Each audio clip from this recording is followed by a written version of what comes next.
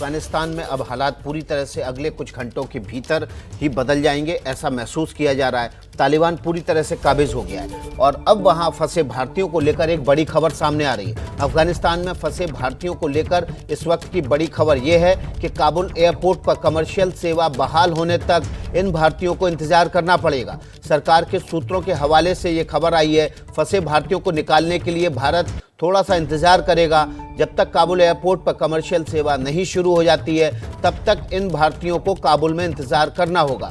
अफगानिस्तान में आपको पता है कि 15 से 20 भारतीय अभी भी फंसे हुए हैं और उनको निकालने के लिए भारत सरकार हर तरह के प्रयास कर रही है। फिलहाल कमर्शियल सेवा बहाल होने का इंतजार हो रहा है ताकि इन भारतीयों को निकाला जा सके। और देखिए, इसी खबर पर ग्राउंड जीरो की क्या हकीकत है, क्या हालात हैं, उस पर बातचीत करने के लिए हमारे साथ आशीष कुमार सिंह और प्रणय उपाध्याय बने हुए हैं।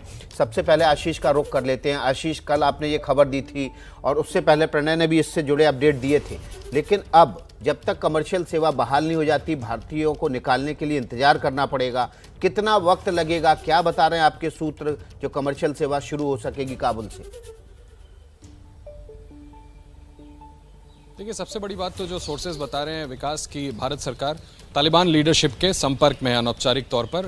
बैक चैनल टॉक्स चल रही है। कोशिश ये किया जा रहा है कि कमर्शियल फ्लाइट्स की आवाजाही जल्द से जल्द शुरू किया जाए और उसके लिए काबुल एयरपोर्ट जब तक अमेरिकन फोर्सेस थी उनको सिक्योर करने की उम्मीद थी, उस हद तक सिक्योर नहीं हो पाया। लगातार 2 दिन तक एक दिन बड़ा ब्लास्ट होता है, दूसरे दिन रॉकेट्स फायर करने की कोशिश की जाती है जिसको निष्क्रिय किया गया था। लेकिन अब ये कोशिश है कि जब तालिबान ने पूरी तरह से अपने कब्जे में ले लिया है तो जल्द से जल्द वो खुद फैसिलिटेट करें और ये दिखाएं कि तालिबान भारत से रिश्ते कैसे चाहता है। और अगर साफगोई के साथ इस तरह का फैसिलिटेशन होता है तो संभव है कि आने वाले दिनों में जल्द से जल्द कमर्शियल फ्लाइट्स की बहाली शुरू हो। और जैसा कि प्रणय ने भी आपको जानकारी दी, कल भी हमारी आपकी बात हुई थी कि भारत इंतजार कर रहा है सिर्फ एक बार कमर्शियल फ्लाइट्स की आवाजाही शुरू हो जाए और उसके बाद जल्द से जल्द ये 15-20 भारतीय हमें बताए गए हैं जो अभी भी वहां शेष हैं, जिनको वापस लाना है, उनको जल्द से जल्द वापस लाया जाएगा। विकास, बिल्कुल। और देखिए, प्रणय का भी रुख कर लेते हैं। आशीष, हमारे साथ बने रहिए। हम आपको लगातार ग्राफिक्स में दिखा रहे हैं कि कितना बड़ा जखीरा अमेरिकी फौज के वापस जाने के बाद अब तालिबान के हाथ लग गया है।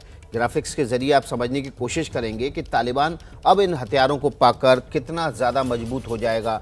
इसमें नाइट विजन यंत्र भी शामिल हैं, हमवी व्हीकल भी शामिल हैं। इसके अलावा आपको बता दूं कि आर्मर्ड व्हीकल शामिल हैं, असॉल्ट राइफल शामिल हैं, हेलीकॉप्टर्स हैं और तमाम लड़ाकू विमान हैं। ये सब जो जखीरा अब तालिबान के हाथ लग गया है, प्रणय, क्या इस जखीरे को बड़ी तादाद में अमेरिका ने नष्ट किया है? क्योंकि हमने जो काबुल एयरपोर्ट की तस्वीरें देखी उसमें काफ़ी कुछ हथियार हैं जिनको नष्ट करके अमेरिकी सेना गई है।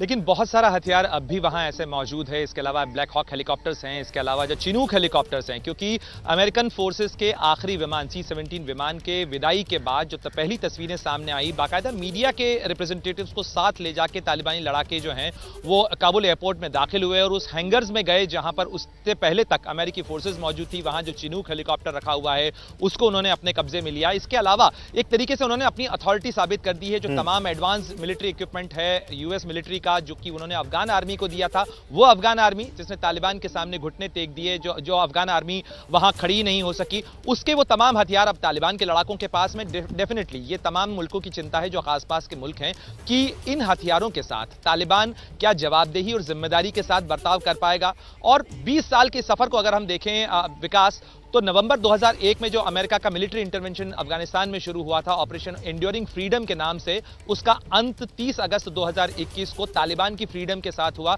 और जिसकी तस्वीरें एबीपी न्यूज भी दिखा रहा है, पूरी दुनिया देख रही है कि किस तरीके से गोलियां चलाकर तालिबान के लड़ाकों ने अपनी जीत का इजहार किया है, अपनी जीत का ऐलान किया है।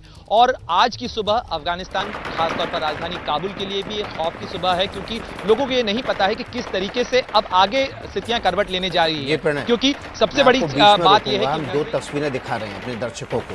पहली तस्वीर में जिसमें 24 घंटे पहले अमेरिकी सेना के जवान डेडलाइन से 24 घंटे पहले उन्होंने काबुल एयरपोर्ट छोड़ दिया, अफगानिस्तान को टाटा बाय बाय कह दिया। दूसरी तस्वीर तालिबान के जश्न की है जिसमें अमेरिकी सेना के C-17 विमान की उड़ान भरते ही रात को 3 बजे ही जश्न मनाना शुरू कर दिया। फायरिंग करके जश्न मनाया गया।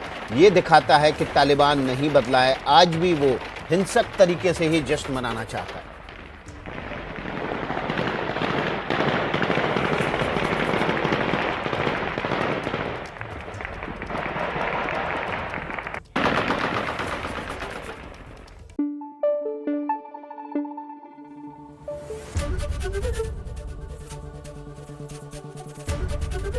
एबीपी न्यूज आपको रखे आगे।